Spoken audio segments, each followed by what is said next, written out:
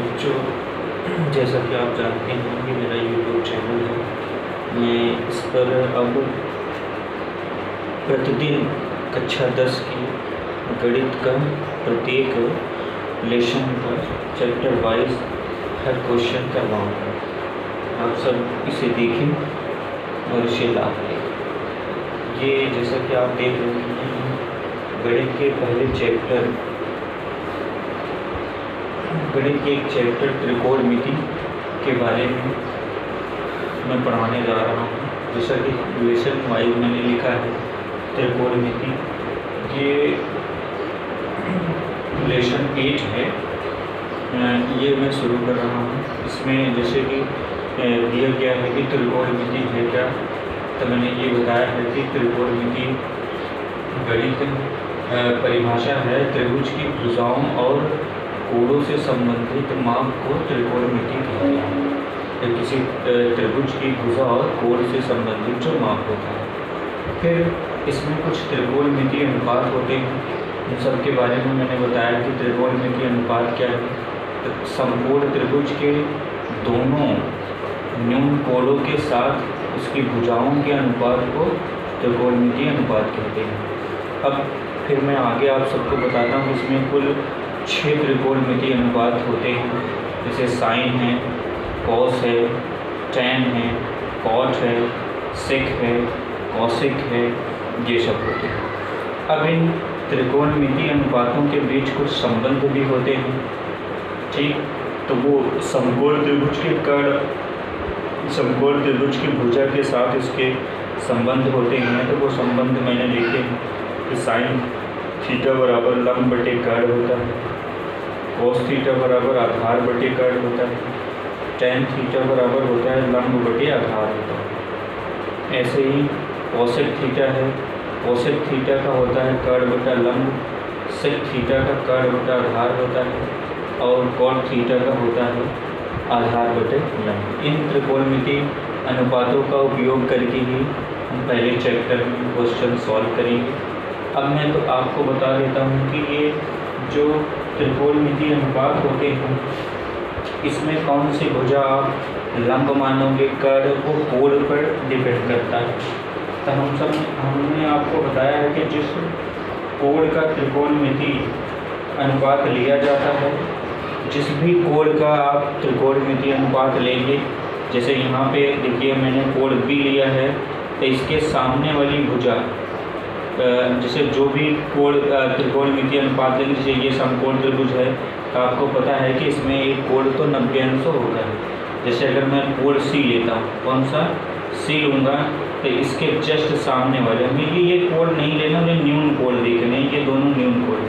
तो इसके कोण के सामने वाली भुजा क्या होगी, लंब होगी, और लंब के बाद सबसे बड़ी भुजा कर्ण होगी करती है, दूसरी वाली भुजा क्या होगी, आधार होगी। अगर हम ये वाला कोण लेंगे तो इसके हिसाब से ये वाली भुजा क्या हो जाएगी, लंब होगी, और ये वाली भुजा आधार हो जाएगी। तो किसी भी त्रिकोणमितीय फलन ज्ञात करने के लिए जो कोण न्यून कोण भी पूछेगा, जिस भी कोण का, उससे उसके सामने वाली भुजा क्या होती है, हमेशा लंब होती है, बाकी भुजा का होती है, आधार होती है। तो मैंने ये त्रिकोणमितीय अनुपात लिखे हैं, 6 त्रिकोणमितीय अनुपात हैं। इन त्रिकोणमितीय अनुपातों के बीच में जो संबंध है वो हम आपको बताए हैं। इसे याद करने का एक तरीका भी है, पुराना फार्मूला LA, देखो लाल बटा कक्का होता है, इसका भी इस्तेमाल करके आप जान सकते हैं। ये साइन का है यानी लंब बटा कर्ण, ये कॉस का है आधार बटा कर्ण, और ये टैन हो गया लंब बटा आधार। साइन का जो होता है ये अपोजिट, मतलब विलोम कॉसेक होता है, और कॉस का जो होता है विलोम वो सेक होता है, और टैन का जो विलोम होगा वो कॉट होता है। यानी इन दोनों में विपरीत संबंध होते हैं। तो इन संबंधों को हम इस तरह से भी समझ सकते हैं। अब आप देखिएगा, आगे मैं इरेज करके आपको आगे इसमें बताता हूँ कैसे। जैसे आगे हम सब देखेंगे इसमें कि जैसे हमने बताया कि इन सब में क्या होता है, त्रिकोणमिति में विलोम का संबंध होता है। तो मैं यहाँ पे जैसे बताऊँ साइन थीटा, तो आप कह सकते हैं साइन थीटा बराबर 1 अपान क्या हो जाएगा, कॉसेक थीटा हो जाएगा। ऐसे ही कॉस थीटा हो जाएगा, कॉस थीटा का लिख सकते हैं 1/sec थीटा लिख सकते हैं। ऐसे ही tan थीटा का लिख सकते हैं 1/cot थीटा लिख सकते हैं। tan थीटा का एक रेशियो और होता है, ये इक्वल होता है इसके, ये होता है sin थीटा बटे में cos थीटा, ये भी होता है। इसके बाद ऐसे ही कोसेक का उल्टा हो जाएगा, तो हम सब कह सकते हैं कि कोसेक थीटा बराबर 1 का हो जाएगा sin थीटा। ऐसे ही सेक थीटा बराबर हो जाएगा 1/cos थीटा हो जाएगा। ऐसे ही कॉट का भी लिख सकते हैं, कॉट थीटा बराबर इसी का विपरीत हो जाएगा 1/tan थीटा। और इसे इस तरीके से भी लिख सकते हैं, cos थीटा बटे में क्या हो जाएगा sin थीटा की। इस ढंग से भी हम इसे सॉल्व कर सकते हैं। आगे हम सब देखेंगे। अब इस पे प्रश्न जो हैं पहले, उससे पहले हम सब पाइथागोरस प्रमेय के बारे में जान लेते हैं। तो पाइथागोरस प्रमेय है क्या? तो पाइथागोरस जो है ये ग्रीक गणितज्ञ थे, जिनके नाम पर ये पढ़ा है। उन्होंने समकोण त्रिभुज के बारे में एक प्रमेय दी थी।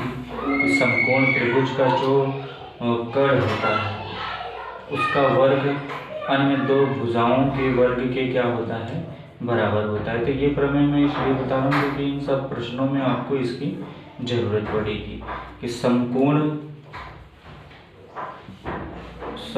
त्रिभुज में कर्ण का जो वर्ग होता है, कर्ण के वर्ग शेष अन्य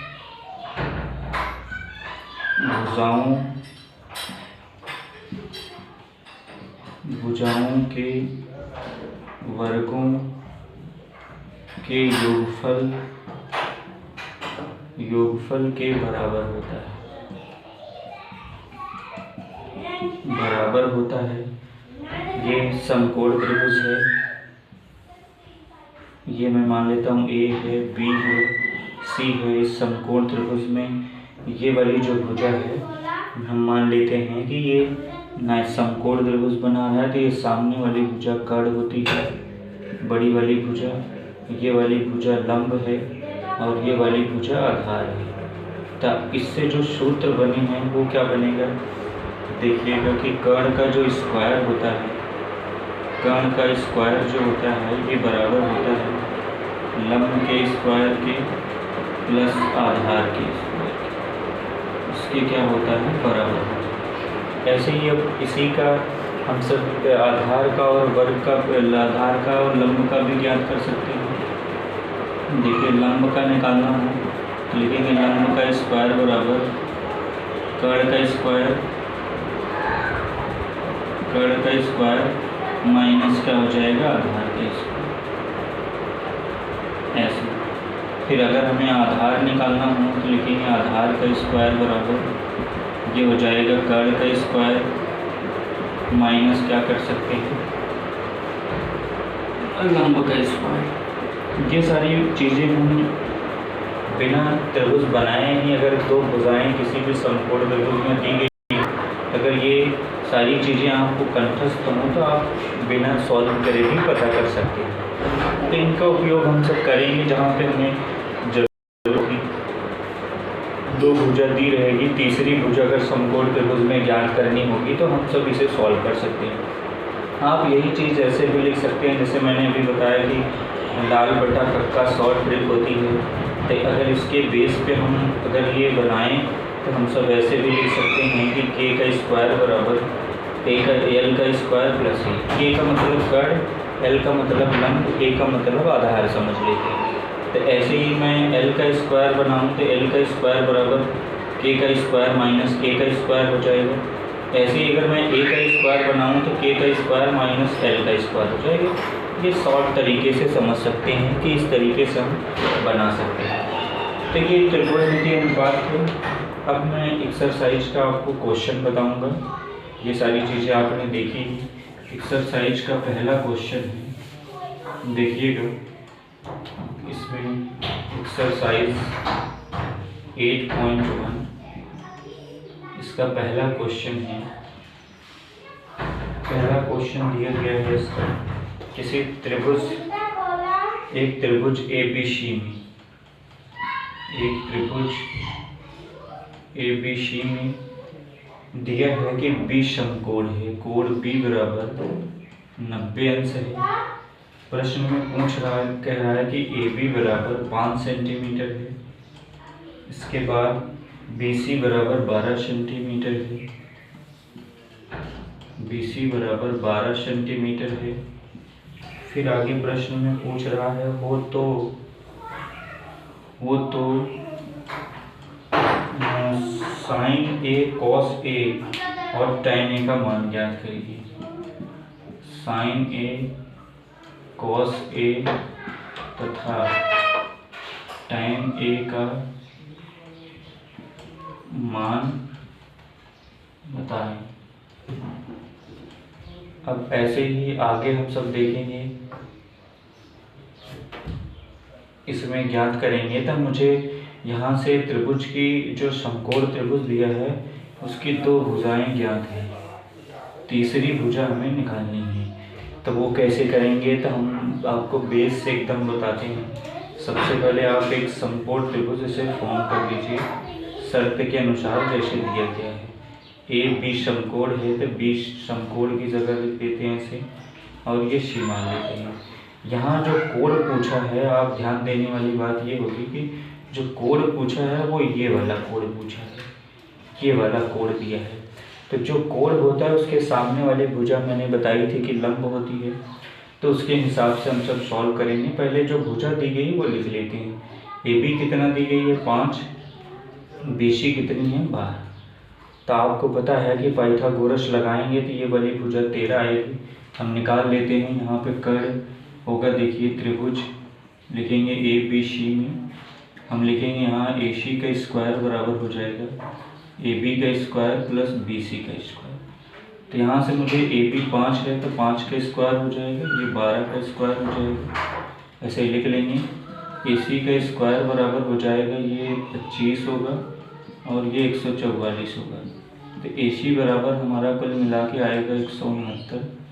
ये रूट में कर देंगे, इसकी वैल्यू कितनी आ जाएगी 13, यानी ये वाली भुजा हमें 13 पता चल गई। तो जी तीनों भुजाएं पता चल गई, तो त्रिकोणमिति इसी तीनों भुजाओं पर ही आधारित हैं। तो अब मैं वैल्यू निकाल लेता हूँ इसका उपयोग करके। देखिए कैसे करूँगा। यहाँ पे अब मुझे जो वैल्यू पूछी है कि 2 की, उसके हिसाब से जैसे ये साइन ए पूछा है, ये ध्यान देने वाली बात है कि कौन सा कोण पूछा है।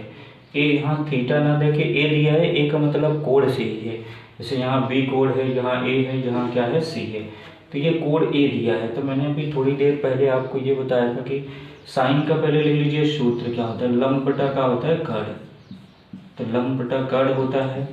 अब ये वाला कोण पूछा है, ये वाला कोण जिसके सामने वाली भुजा क्या होगी, लंब होगी, और ये वाली लंब हो जाएगी, ये वाली आधार। कर्ण कभी बदलेगी नहीं, सबसे बड़ी वाली जो भुजा होगी वो हमेशा कर्ण रहेगी, वो कभी बदलेगी नहीं।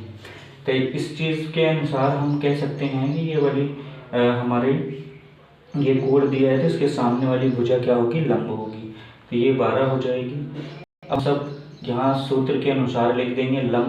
लंब पूछा तो मैंने कहा कि कोण अगर ये है ए है तो इसके सामने वाली भुजा BC है, तो BC वाले का लंब कितना हो जाएगा 12। इसके बाद कर्ण पूछा है तो कर्ण कितना हो जाएगा 13। ये हो गया आंसर हमारा।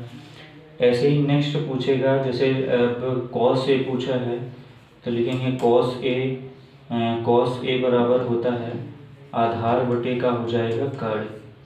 आधार बटे क्या हो जाएगा, कर्ण पूछा है, तो आधार बटे कर्ण पूछा है तो यही कोण ए ही है, तो सेम ऐसे ही चलेगा। ये वाली लंब होगी, ये आधार, ये कर्ण होगा।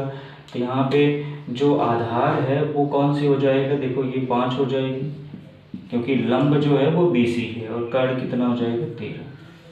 ऐसे ही मुझे tan ए का निकालना है। tan ए बराबर हमने ये लिखा है, त्रिकोणमिति अनुपात में जाना है कि लंब बटे क्या होता है आधार। तो इसके अकॉर्डिंग अगर हम निकालें तो यहाँ से लंब वाली जो भुजा होगी वो कितनी होगी, कोण यही है, ए इसमें भी है, तो ये वाली लंब होगी, तो लंब BC है तो BC वाले का 12 दिया है। इसके बाद आधार पूछा है, तो आधार कौन सा होगा 5, कर्ण कभी नहीं बदलता। ये आंसर हो गया पूरा पहले वाले क्वेश्चन का। ऐसे ही हमें सॉल्व करना है। इस तरीके से इस बात का हमेशा ध्यान रखेंगे कि कोड कौन सा पूछा है। यहाँ कोड हो सकता है साइन थीटा भी दे दे, तो थीटा यहाँ आपको मानना होगा कि कौन सा कोड है, यहाँ है कि कहाँ है, वो मानना पड़ेगा। मान लीजिए अगर यहाँ सी देता तब हम क्या करते, तब हम इसे कोड ना मान के इसे कोड मानते, यानी यहाँ हम थीटा रखते, ये वाला थीटा होता तो इसकी जस्ट सामने वाली भुजा कौन हो जाती, लंब हो जाती। तो कोड के सामने वाली भुजा हमेशा क्या होती है, लंब। तो ये अगर कोड है तो इसके सामने वाली भुजा ये है, तो ये क्या हो जाता है, लंब, ये आधार, और ये क्या हो जाता है, काट हो जाता है। तो इस तरीके से हम सब प्रश्न सॉल्व करेंगे। आज ये पहला ही क्वेश्चन था, इसके बाद अगला जो चीज़ होगी वो हम अगले क्वेश्चन को अगले वाले वीडियो में करेंगे।